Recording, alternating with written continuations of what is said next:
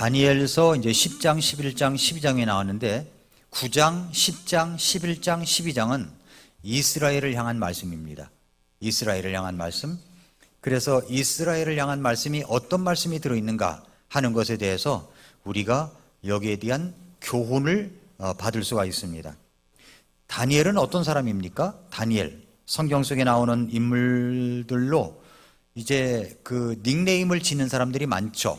그래서 저는 이제 닉네임을 조셉이라고 이제 했습니다. 왜냐하면 그냥 요셉이 좋더라고요. 요셉이 좋아요. 근데 사실은 제가 성공회에 다닐 때 그 세례명이었어요. 세례명. 성공회에는 세례명을 주잖아요. 세례명이. 그래서 신부님이 저를 부를 때 최요셉 이렇게 불렀어요. 최육렬 이렇게 부르는 게 아니라 최요셉, 조마리아, 이안나 이런 식으로 부른다고요. 그래서 최요셉이라고 불렀어요. 그때부터 제가 요셉을 참 좋아했습니다. 구원받고 나서 내가 닉네임을 다른 걸로 바꿀까? 다니엘도 좋고 좋은 사람이 너무 많은데 그래서 처음부터 좋아했던 인물, 내가 처음 성경을 읽고 알았던 인물 요셉으로 하자. 그래서 요셉을 정했는데 요셉의 생애를 읽어보면은 참 이렇게 감동적인 부분이 많아서 참 좋습니다. 이렇게 닉네임을 정하는데 또 많은 이름 속에 데니엘이라고 하는 닉네임을 짓는 사람들이 굉장히 많아요. 그래서 이 다니엘이 정말로 훌륭한 인물입니다. 김우생 목사님도 데니엘 킴이고요. 이충세 목사도 데니엘이에요. 이충세 목사도 이렇게 그 데니엘이라는 이름이 굉장히 많아요. 여러분은 닉네임을 짓는다면 뭐라고 지으시겠습니까? 이런 하나쯤은 생각을 하면 좋을 것 같습니다. 근데 다니엘은 어떤 사람이냐 했더니 다니엘은 탁월한 지혜가 있고 그리고 놀라운 결단력과 대담함을 갖고 있는 사람입니다. 그리고 탁월한 리더십이 있는 사람이에요. 그러니까 왕이 그렇게 바뀌어도 여전히 총리를 오랫동안 했던 사람입니다. 그런데 그 중에서도 다니엘은 이렇게 말하는 자질보다도 더욱 중요하게 생각하는 자질이 있는데 그것은 뭐냐면 다니엘이 지금까지 살아온 삶에 비밀이 있었다는 겁니다. 그 비밀이 뭐냐 했더니 바로 다니엘은 기도의 사람이었다는 거예요. 기도하는 사람이었습니다. 다니엘이야말로 그의 인생을 풀어가는 삶의 열쇠를 딱 갖고 있었던 사람입니다.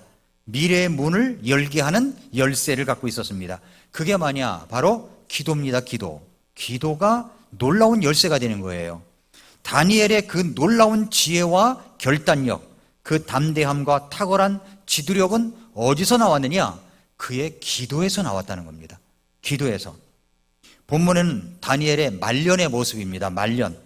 다니엘서 9장에서 우리는 다니엘이 성경을 읽다가 그것도 예레미야서를 읽다가 이스라엘 운명에 대해서 알게 됐죠. 70년이 차게 되면은 이제는 이스라엘이 본국으로 돌아간다.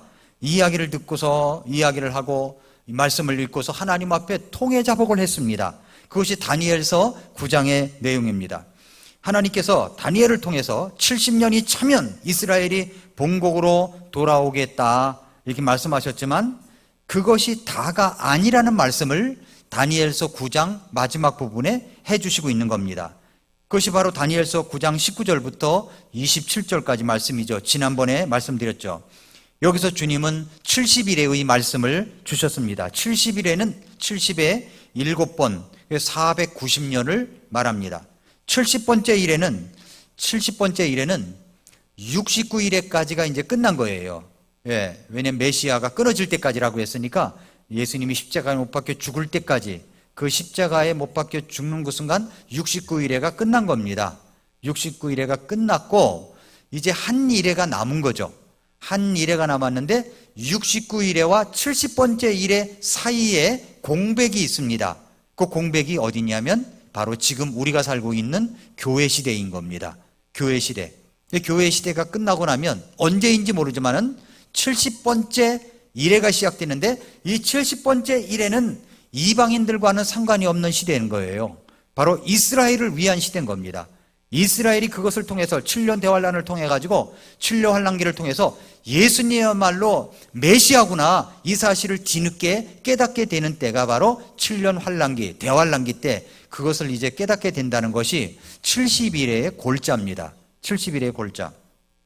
자, 그래서 이제 요한계시록을 읽다 보면은 이제 7년 이제 이야기가 나옵니다. 42달 이야기도 나오고요. 1269일도 나오고요. 한때, 두때, 반때라는 이야기도 나옵니다. 근데 이것을 이제 제가 이야기한다면 마태복음 24장을 한번 열어보세요. 마태복음 24장.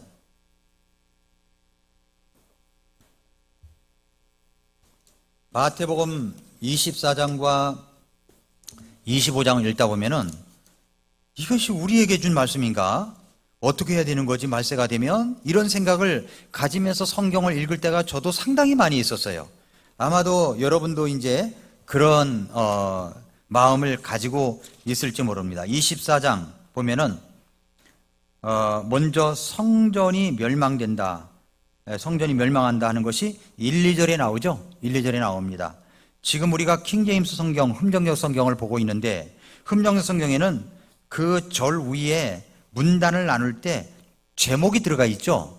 그 제목을 보면 이게 어느 시대 때 준 말씀인가를 알 수가 있습니다. 24장 1, 2절에 보니까 왕께서 성전의 멸망을 예고하심.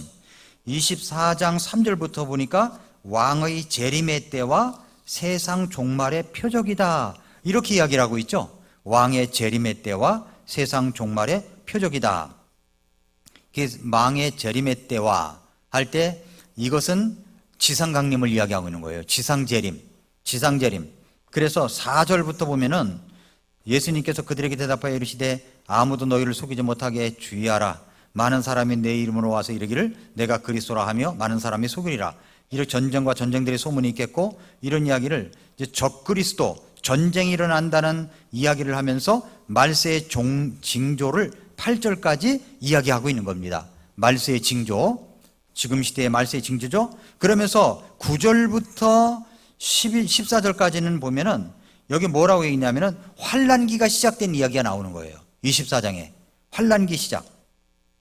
9절부터 14절까지가 환란기의 시작입니다. 14절에 그랬죠. 왕국의 이 복음이 모든 민족들에게 증언으로 온 세상에 선포되리니 그제야 끝이 오리라 라고 했습니다. 24장 15절부터 보면은 유대인들을 향한 큰 환란이 있다 하는 것이 이것이 바로 무엇이냐면은 7년 환란을 두고 이야기를 하는 겁니다. 그러니까 1절부터 14절까지는 무슨 내용이냐면은 이제 요한계시록에 7년 환란기가 있죠. 첫 3년 반에 있는 일을 이야기하고 있고 15절부터 19절까지 보세요. 15절부터 19절까지는 한중간 7년 환란기에 한중간에 일어날 일이고 멸망에 가증한 것이 온다고 그랬죠. 그런 것들이 올 때는 이제 7년 환란기에 중간에 있는 일이고 마지막 3년 반은 20절부터 22절까지 그때가 바로 창세 이후로 없는 큰 환란이 그때 일어난다 하는 이야기를 여기서 하고 있습니다. 이제 9장은 다니엘서로 다시 돌아가서요. 다니엘서 9장은 다리오의 1년 즉 BC 539년의 일인데 10장은 고레스의 제3년 1절이겠죠? 고레스의 제3년 BC 534년의 일입니다. 다니엘서 1장 21절의 고레스의 1년은 왕의 신하로 재직한 때 다니엘이 15살쯤에 포로로 잡혀왔어요. 그때 청소년 때 포로로 잡혀왔죠. 그런데 70년이 다 찬 거잖아요. 이제 포로로 잡혀와서 70년을 다 채웠습니다. 그리고 포로들이 귀환하는 것도 다니엘이 보고 있었던 겁니다. 그러면 나이가 85세쯤 됐다는 이야기입니다. 그러니까 인생 거의 끝부분 말년까지 갔다는 이야기죠. 포로로 와 있던 사람들에게 뭐라고 했냐면은 본국으로 돌아가라고 해도 많은 사람들이 돌아가지를 않았어요. 본국으로 돌아가라. 고레스 칙령이 내리고 이야기해도 돌아가질 않았습니다. 다니엘이 이런 모습을 보면서 자기 민족이 어떻게 될 것인가, 돌아가래도 돌아가지 않고 그런 모습을 보니까 어떻게 될 것인가 하는 이런 궁금증이 컸습니다. 그래서 다니엘이 기도를 시작합니다. 10장부터 12장까지가 이런 유대 민족, 이스라엘 민족에 대한 미래의 모습을 이야기하고 있는 겁니다. 다니엘서 10장부터 12장까지가 이스라엘 민족에 대한 미래에 대한 모습을 이야기하는 겁니다. 1절 봐보세요. 1절에 페르시아 왕 고레스의 제3년에 한 일이 벨드사살이라는 이름으로 불리는 다니엘에게 계시가 되었다는 겁니다. 그 일이 뭐냐면 아주 참되고 정해진 때는 길었다는 거예요. 참되고 정해진 때는 길더라. 그가 그 일을 깨닫고 그 환상 계시에 대해서도 깨달음을 얻었다. 고레스 왕 3년이면 주후 533년이나 534년쯤 되는데, 이때는 고레스의 칙령과 함께 유대인들이 바벨론의 포로 생활에서 자유함을 얻어가지고 그들의 고향인 유대 땅으로다가 돌아가고 있던 때입니다. 그들은 이제 돌아가서 성전 건축에 부푼 꿈을 안고 폐허와 잿더미로 변한 옛 고향으로 돌아가서 그 즉시로 매일매일 하나님 앞에 희생헌물로 예배를 드리기 시작했으며 성전의 기초가 되는 터전을 쌓는 일에 착수를 하고 있었습니다. 그런데도 사람들이 많이 가지를 않고 있었던 거예요. 고레스 칙령이 난 때부터 1차 기환, 2차 기환, 3차 기환을 하는데도 불구하고 사람들이 많이 안 들어가요. 그래서 1차 기환 때 보면은 49,897명, 그 49,897명이 돌아갔고, 2차는 1,754명이 돌아갔고, 3차는 통계가 없어요. 그러니까 이 포로로 잡혀온 사람들 너무나 많은데 이 돌아가지를 않는 겁니다. 디아스포라 유대인, 흩어져만 있고 돌아가질 않는 거예요. 생각보다 그렇게 많이 가지를 않았습니다. 그랬더니 이 다니엘이 답답한 겁니다. 왜 민족들이 고향으로 돌아가지 않을까? 물론 다니엘도 바벨론에 그대로 있었습니다. 그대로 있었던 이유가 뭐냐면 나이가 너무 들었기 때문에 이곳에서 내 생활을 마쳐야 되겠다, 이런 마음이 있었던 것 같습니다. 하나님께서 다니엘을 그가 포로로 있는 이방 땅에서 생애를 마치도록 기도 가운데 인도하셨을지도 모르겠다 하는 추측이 할 수가 있고요. 또 다니엘 스스로가 나이가 너무 들어서 이 나이에 무슨 일을 할 수 있겠는가 싶어서 이방 땅에서 생애를 마치려고 했던 것이 아닌가, 이렇게 생각이 듭니다. 다니엘의 나이가 85세 이상은 됐다는 이야기죠. 근데 그 일이 참되다는 겁니다. 1절에 아주 참되다는 거예요. 정해진 때는 길다는 겁니다. 다니엘은 그 일을 깨닫습니다.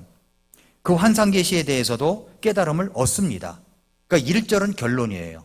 자기가 기도했던 이런 결론을 나온 겁니다. 다니엘의 지혜와 결단력, 그리고 담대함, 탁월한 지도력은 바로 어디에서 나왔느냐? 기도에서 나왔다는 거예요. 기도에서. 하나님께서 다니엘을 어떻게 불렀는지 아세요? 10장 11절을 보세요. 10장 11절. 10장 11절에 보니까 오 크게 사랑받는 사람 다니엘아, 이렇게 불렀습니다. 19절 보세요. 오 크게 사랑받는 사람아, 이렇게 불렀다고요. 이게 얼마나 놀라운 말입니까? 그렇죠? 자, 옆에 분 한번 봐보세요. 이야기해 보세요. 오 크게 사랑받는 사람아 해보세요. 시작. 오 크게 사랑받는 사람아, 잠도 많구나, 이렇게. 예, 잠이 깨셨죠? 예. 오 크게 사랑받는 사람, 사랑하는 사람에게 잠을 주신다니까. 예, 잠도 많구나. 예, 제 설교 때는 졸아도 제가 용서를 합니다. 예, 졸 사람은 열심히 조셔도 괜찮습니다. 이렇게 말하면 또 이 잠이 깨요. 목사님 왜 그 말을 하셔가지고 잠을 깨고 한다고 생각할지 모르지만, 아무튼 이 하나님께서 오 크게 사랑받는 사람아, 저 이 말씀 묵상하다가 다니엘이 참 하나님께 사랑을 많이 받았구나 생각이 들었어요. 오 크게 사랑받는 사람 다니엘아. 그래서 10장 1절부터 3절을 보면은 장차 이루어질 일에 대한 계시고, 10장 4절부터 9절은 하나님의 계시가 들어있고, 10장 10절부터 마지막 절까지는 천사를 통하여 전해준 계시가 들어있는 겁니다. 그래서 다니엘을 섬기는 천사들이 계속 나타나요.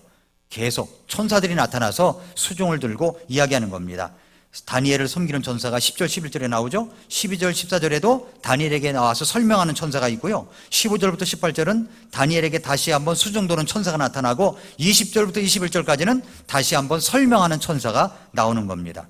자, 다니엘이 오 크게 사랑받는 사람 다니엘아, 이런 이야기를 듣고, 아주 탁월한 지도력, 섬김력, 리더십이 강한 사람이 오랫동안 그가 70년 이상을 지내면서 그렇게 포로 생활을 하면서 총리를 하고 수석 총리를 하고 이런 비결이 어디서 나왔느냐 하는 겁니다. 그것은 먼저 그가 기도의 사람이었기 때문인데, 첫째로, 그래서 우리는 기도의 사람이 되어야 되는데, 첫째로 기도하기로 작정을 하라는 겁니다. 기도하기로 작정하는 거예요. 나 오늘 기도할 거야.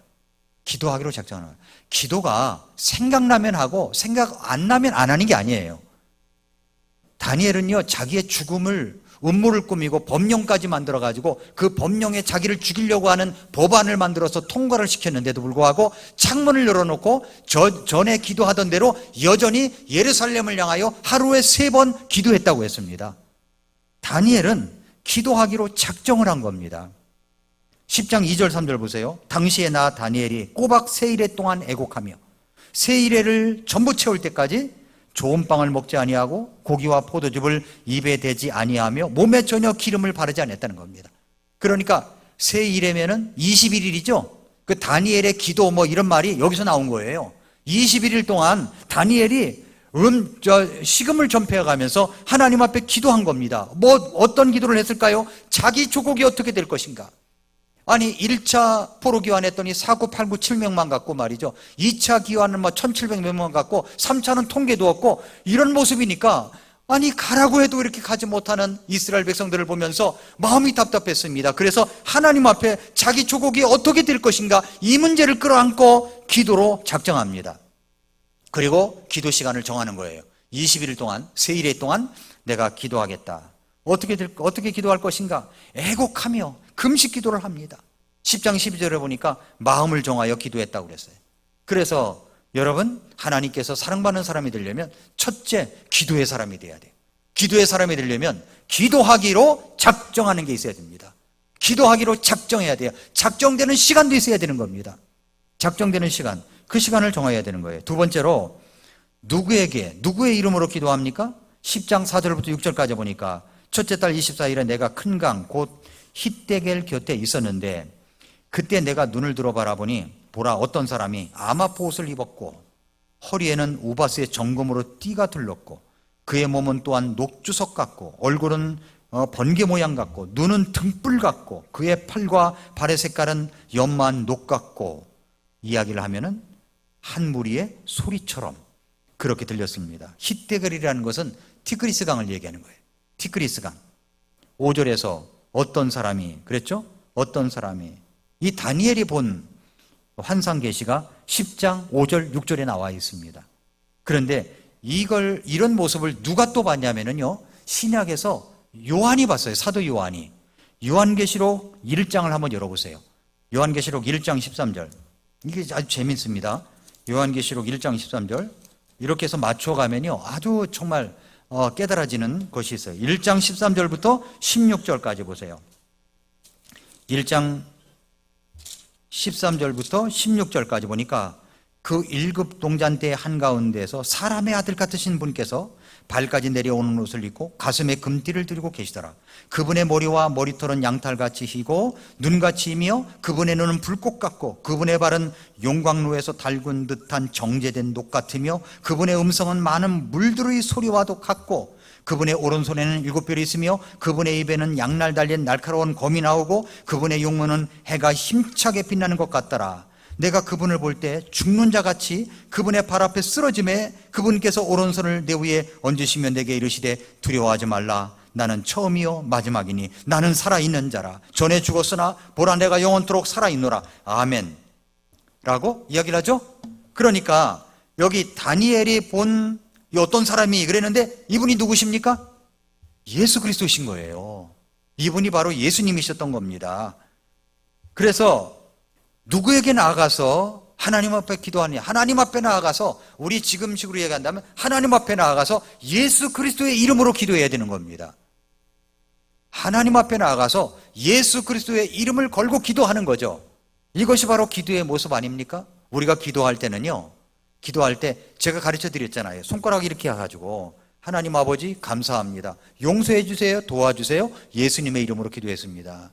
하나님 아버지 감사합니다. 뭘 감사합니까? 제일 먼저 감사해야 될 것은 나 같은 죄인을 살려주신 예수 그리스도의 그 놀라우신 은혜를 감사합니다. 감사합니다. 감사합니다 나와야 되고, 생각나는 죄를 자백하고 도와달라고 말씀을 드리고 예수님의 이름으로 기도해야 되는 것, 이것이 이제 정해진 기도 순서죠. 우리가 예수님께서 이렇게 말씀하셨어요. 요한복음 16장 23절 24절에 보니까 그날에는 너희가 아무것도 내게 구하지 아니하리라. 진실로 진실로 내가 너희에게 이르노니 너희가 무엇이든지 내 이름으로 아버지께 구하면 그분께서 그것을 너희에게 주시리라. 지금까지는 너희가 내 이름으로 아무것도 구하지 아니하였으나 구하라. 그러면 너희가 받으리니 이로써 너희 기쁨이 충만하리라. 구하면 받는데요. 받는데 기쁨이 충만하답니다. 이런 걸 왜 안 하겠습니까? 그렇죠? 그러니까 우리는 기도를 해야 됩니다. 기도하기로 작정하고 누구에게 나가요? 하나님 앞에 나아갑니다. 누구 이름으로 기도해요? 예수 그리스도의 이름으로 기도를 하는 겁니다. 기도의 특권을 가졌다는 것은 굉장한 무기예요. 기도해야 되는 겁니다. 저도 매일 아침 일어나서 이 A5 용지 쓰면서 기도하는 제목들이 있어요. 하나님 이렇게 해주세요. 도와주세요. 요청. 그래서 아예 제목을 하나님께 드리는 요청 리스트라고 했습니다. 요청하라고 그랬으니까 요청 리스트야. 하나님께 드리는 요청 리스트. 하나님 도와주세요. 도와주세요 하고 요청하는 겁니다. 그렇게 이제 우리가 기도합니다. 그랬을 때 사랑받는 사람이라고 불림을 받을 수 있는 거죠. 또 하나는 뭐냐면 기도의 이유를 분명히 해야 되는 겁니다. 왜 기도합니까? 왜 기도해야 되죠? 다니엘은 왜 기도를 시작했어요? 10장에 보면은 12절에 이렇게 나와요. 그때 그가 내게 이르되 다니엘아 두려워하지 말라. 네가 네 마음을 정하여, 마음을 정해야 되죠. 기도하기로 작정하라고 그랬죠. 마음을 정해야 됩니다. 마음을 정해요. 기도하기로 마음을 정하여 깨닫고자 하며 또 네 하나님 앞에서 네 자신을 징계하기로 한 첫날부터 그분께서 네 말들을 들으셨나니 내가 네 말들로 인하여 왔느니라 말씀합니다. 자, 어떻게 기도의 이유가 뭐예요? 깨닫기 위해서 기도한 거예요. 민족의 미래를 깨닫게 하기 위해서 기도한 겁니다. 민족의 미래가 어떻게 되겠습니까? 이걸 깨닫게 달라고 기도한 겁니다. 스스로 자신을 징계하면서 말이죠. 그러니까 기도의 이유가 분명했다는 겁니다. 왜 기도하죠? 기도의 이유가 있어야 되는 겁니다. 기도할 이유는 우리가 충분히 많이 있습니다. 기도의 이유가 분명해야 됩니다. 네 번째는 기도는 영적 싸움이라는 사실을 알아야 됩니다. 영적 싸움이에요. 기도는 영적 싸움이에요. 모든 그리스도인의 심각한 기도는 영적인 싸움입니다. 기도는 영적 싸움이에요. 다니엘은 기도가 끝났을 때 기도를 정말 간절히 하다 보면요, 어떤 상태가 되냐면 17절 같이 돼요. 10장 17절 보세요. 이 내 주의 종이 어찌 이 내 주와 말할 수 있으리까? 나에 대해 말하자면 즉시로 내 안에 아무 기력도 남지 아니하고 내 안에 숨도 남지 아니하였나이다. 기도를 얼마나 했던지 우리 주님을 만나는 기도를 드렸더니 말이죠, 기력이 그냥 땅에 떨어진 거예요. 기력이 없대요. 기력이. 그리고 내 안에 숨도 남지 않았대요. 숨도 남지 않았대요. 안에 푹 가라앉는 거죠. 왜 그럴까요? 기도는 영적 싸움이기 때문에 그런 겁니다. 간절히 기도하면 내 안에 남아있는 것이 아무것도 없다는 느낌을 받아요. 아무것도 없다. 그렇게 기도해 보셨나요? 기도는 사실 노동입니다. 기도를 하면 노동이에요. 예수님께서 기도하실 때 어떻게 기도하셨습니까? 중요한 문제를 갖고 기도하셨을 때 누가복음 22장 44절을 저는 참 구원받을 때부터 좋아하는 구절인데, 예수님이 기도하실 때 어떻게 기도했냐면은 그분께서 고뇌에 차가지고 간절히, 더욱 간절히 기도하시니 그분의 땀이 큰 핏방울 같이 뒤어 땅바닥에 떨어졌다고 그랬어요. 이 땅구멍마다 핏방울이 나왔다는 겁니다. 피가 되어서 얼마나 몸에 힘을 주고 기도를 했던지. 여러분, 몸에 힘을 넘어지면요, 이거 피가 나와요. 핏방울이 돼버려요. 예수님이 그렇게 겟세마네 동산에서 기도하신 겁니다. 십자가를 앞에 두고 기도하신 거죠. 그 기도하실 때 누가 옆에서 함께 했습니까? 누가복음 22장 43절에 보니까 하늘로부터 한 천사가 그분께 나타나 그분을 강건하게 하니라. 옆에 사탄의 역사 속에서 예수님을 십자가 못 박혀 죽이려고 했지만 하나님께서 그것을 선으로 바꾸신 거죠. 근데 그분을 강건하게 돕는 천사가 있었다는 겁니다. 그럼에도 불구하고 우리 주님은 얼마나 간절히 기도하셨던지 땀이 땅에 떨어지는 핏방울같이 뛰어 뚝뚝 떨어질 정도로 기도하셨습니다. 그러니까 기도는 뭐냐면 영적 싸움인 거예요. 영적 싸움. 혼자 기도하면 더욱 치열한 싸움이 되는 겁니다. 그래서 우리는 한 마음으로 함께 기도해야 되는 거예요. 기도의 짐을 나누어져야 되는 겁니다. 기도를 가볍게 생각하지 마세요. 식사 기도하라니까 물을 먹듯이 하나님 아버지 감사합니다. 오늘 예수님 이름으로 기도했습니다. 이게 뭡니까 이게? 그냥 수저 들면서 하나님 아버지 감사합니다. 예수님 이름으로 기도했습니다. 조금 진지해질 수 없을까요? 진지하게. 전에도 말씀을 드렸죠. 제가 군대에 가서 논산훈련소에서 훈련을 받는데 그때 신학생이었거든요. 예, 이 군복 요 이쪽 주머니에는 성경이 여기 들어가 있었어요.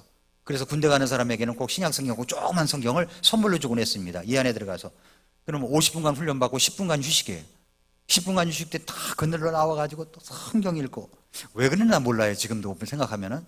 아무튼 이제 신학생이었으니까 정말 성경에 대한 열정이 있었어요. 읽고 또 읽고 또 읽고. 그래서 논산 훈련소에서 훈련하는 동안 신학성경을 다 읽었어요. 그래서 이제 끝나고 나면은 이제 식당에 가서 식사를 합니다. 그러면 깍두기 2개, 밥, 국 이렇게 주는 거예요. 깍두기 2개 크게 썰어가지고 2개. 그럼 비워 먹어야 돼 그걸. 기도하고 나면 깍두기가 없어지는 거야 이게. 기도하고 나면 깍두기가 없어져요. 그러면 어떻게 합니까? 국화 그만 이렇게 먹어야지. 그래서 그 다음에는 꾀가 나가지고 그 식기함을 갖다가 끌어안고 기도를 했습니다. 끌어안고. 그러니까 못 가져가더라고요. 기도를 좀 더 진지하게 할 필요가 있어요. 진지하게. 아침에 일어나서 진지하게 하나님 앞에 엎드려 기도를 해야 되는 겁니다. 조금 더 일찍 일어나서 10분 더 일찍 일어나서 우리가 마저 사랑하는 연인을 만나러 간다면 7시에 만납시다. 6시에 아침 6시에 그 아침에 산책을 하는데 거기서 만납시다. 그러면 안 나가겠습니까? 나가죠. 사랑하는 사람이 만나고자 하는데 만나죠. 가죠. 그렇게 사랑하는 연인을 만나듯이 가는 거예요. 만나듯이. 그러면 그 정각 땡 하면 갑니까? 땡 치면 가요? 5분 늦어요? 아니죠. 먼저 가서 기다려주는 사람이 될 때 정말 사랑하는 사람이 오면 같이 또 데이트도 하면서 산책도 하고 그런 거 아니겠습니까? 그런 마음으로 우리 주님을 만난다는 겁니다. 우리 주님 만나고 싶어서 성경을 더 알고 싶어서 일찍 기도하는 거죠. 그래서 기도는요 완전 영적 싸움이에요. 야고보서 5장 13절부터 15절에 보니까 너희 가운데 고난당하는 자가 있느냐? 그는 기도할 것이요 즐거워하는 자가 있느냐? 그는 시를 노래할지어다. 너희 가운데 병든 자가 있느냐? 그는 교회 장로들, 목사님이죠? 교회 장로들을 부를 것이요 그들은 주의 이름으로 그에게 기름을 바르고 그를 위해 기도할지니라. 믿음의 기도는 병든 자를 구원하리니. 믿음의 기도가 병든 자를 일으키는 겁니다. 주께서 그를 일으키시리라. 우리가 일으키는 게 아니에요. 주님께서 일으켜 주시는 겁니다. 그가 죄들을 범하였을지라도 그것들을 용서받으리라 라고 했습니다. 계속해서 야고보서 5장 16절부터 18절에 보니까 너희 잘못들을 서로 고백하고 너희가 병고침을 받도록 서로를 위해 기도하라는 겁니다. 병고침을 받도록 서로를 위해 기도하래요. 그래서 누가 병든 자가 있으면요 서로를 위해서 기도해 줄 필요가 있는 겁니다. 의로운 사람의 휘력 있고 뜨거운 기도는 많은 효능이 있다고 했습니다. 엘리야는 우리와 같이 동일한 성경의 지배를 받은 사람이었지만 비가 오지 않기를 간절히 기도하니까 3년 6개월 동안 땅에 비가 아니 오고 다시 기도하니까 하늘이 비를 주고 땅이 자기 열매를 내었다라고 이야기를 합니다. 그러므로 기도는 함께 할 때 짐을 나누어지는 겁니다. 기도는 영적 싸움이에요. 에베소서 6장 10절 이하에 보면은요 그래서 우리는 하나님의 전신갑주를 입으라 라고 이야기를 하는 겁니다. 우리가 주님을 진짜 만난다면 어떤 마음일까요? 여러분이 진짜 주님을 만난다면은요 기절해버리는 거예요. 기절해버리는 거예요. 왜냐하면 다니엘이 그랬잖아요. 10장 7절 보세요. 10장 7절 나 다니엘이 홀로 그 환상을 보았으니 이는 나와 함께한 사람들이 그 환상을 보지 못하였고 큰 지진이 그들을 덮침으로 그들이 피하여 숨었기 때문이더라. 그러므로 내가 홀로 남아 그 큰 환상을 볼 때 내 안에 기력이 남지 아니하였으니 이는 내 아름다움이 내 속에서 변하여 썩은 것이 되었고 아무 기력도 내게 남지 아니하였기 때문이니라. 예수님을 만나니까, 하나님의 아들 예수님 만나니까 내 안에 모든 것이 다 썩은 것처럼 보였다는 겁니다. 그래서 그냥 아주 기절초풍을 한 거예요. 예수님을 진정으로 만나게 되면 그렇게 되는 겁니다. 그러므로 우리는 하나님 앞에 기도해야 되는 거죠. 기도는 영적 싸움이라는 것을 알아야 됩니다. 마지막입니다. 5번째로, 기도할 때 반드시 기도를 들으시는 하나님에 대해서 확신을 가지라는 거예요. 확신을 가지는 거예요. 10장 21절 보세요. 10장 21절. 그러나 내가 진리의 성경 기록에 적힌 것을 네게 보여주리니 이 일들에 나와 함께 버티는 자는 너희의 통치자 미가엘 위에 아무도 없느니라. 성경 기록에 약속들이 있잖아요. 약속을 붙들고 기도하라는 겁니다. 그러면 반드시 하나님께서 기도를 들어주신다는 확신을 갖고 하라는 거죠. 약속 증서가 있기 때문에. 기도는 새 힘을 얻게 합니다. 기도는 우리를 지치게 하는 싸움이에요. 우리 에너지를 소모시키는 싸움입니다. 그래서 사람들이 기도를 안 하는 것 같아요. 그러나 우리가 제대로 기도한다면 기도를 통해서 주님이 도우시는 엄청난 에너지를 다시 받게 되는 겁니다. 그래서 일어설 수가 있는 거죠. 성령의 능력을 입게 된다는 겁니다. 10장 18절 19절에 보니까 그때 사람의 모양을 한 이가 다시 와서 내게 손을 대며 나를 강건하게 하고 이르되 오 크게 사랑받는 사람아 두려워하지 말라. 네게 화평이 있을지어다. 마음을 강하게 하라. 참으로 마음을 강하게 하라 하니라. 그가 내게 말한 뒤에 내가 강하게 되어 이르되 주께서 나를 강하게 하셨으니 내 주께는 말씀하소서 이야기하잖아요. 그러니까 우리가 기도를 하면 주님이 우리를 강하게 하신다는 것을 꼭 기억하시기 바랍니다. 여러분의 기도 생활은 어떻습니까? 기도 생활이 살아있습니까? 여러분의 기도 어떤 시간에 기도하십니까? 여러분의 자신을 위해서, 가족을 위해서, 교회를 위해서, 이 나라, 이 민족을 위해서, 여러분의 장래, 앞날을 위해서 기도하는 겁니다. 하나님께서 여러분의 기도를 들어주십니다. 반드시 들어주십니다. 모소 대나무는 4년차까지 그게 조금밖에 안 된다고 그랬죠?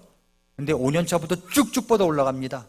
우리가 기도하면 하나님께서 들어주시려고 딱 축적하시는 거예요. 다니엘의 기도를 시작할 때 벌써 주님은 들으셨다고 그랬지 않습니까? 예, 그래서 사람을 이제 천사를 보내신 거죠. 그러니까 우리도 하나님이 우리의 기도를 들어주십니다. 간절하게 기도하세요. 결코 여러분 기죽지 마시고 낙심하지 마세요. 우리 주님은 들어주십니다. 간절히 기도하고 움직이십시오. 하나님께서 역사하실 겁니다. 저는 오늘 여러분들에게 크게 사랑받는 사람 다니엘을 여러분에게 소개하면서 그렇게 크게 사랑받는 사람 다니엘이 될 수 있었던 것은 그가 열쇠를 하나 갖고 있는데 그것이 바로 기도였다고 하는 것을 여러분들에게 알려드립니다. 자, 그러면 나는 어떤 사람이 되겠습니까? 기도의 사람입니다. 기도의 사람. 기도의 사람이 되십시다. 기도하겠습니다.